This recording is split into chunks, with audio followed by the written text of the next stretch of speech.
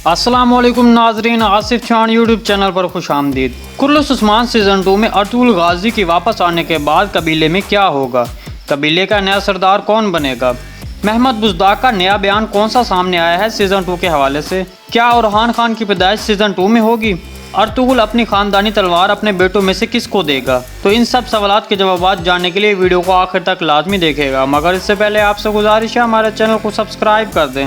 नाज़रीन, सबसे पहले बात करते हैं अर्तुगरुल गाजी जब कबीले वापस लौटेगा तो वो बिल्कुल ठीक होगा, और जो उसके बारे में कहा जा रहा था कि वो कोनिया में बहुत बीमार है, लेकिन वो जब कबीले पहुंचेगा तो वो बिल्कुल ठीक होकर आएगा और एक बार फिर कबीले के सरदार की हैसियत से खैमे में बैठेगा।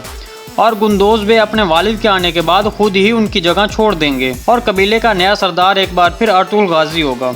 महमद बुज़दाक के नए बयान के मुताबिक उस्मान बे के चचा सुंगर तकून और शमसा चाउश और इसके अलावा तुर्गुत बे के बारे में भी कहा जा रहा है कि इसके बारे में महमद बुज़दाक ने बताया है कि सीज़न 2 में ये नहीं होंगे।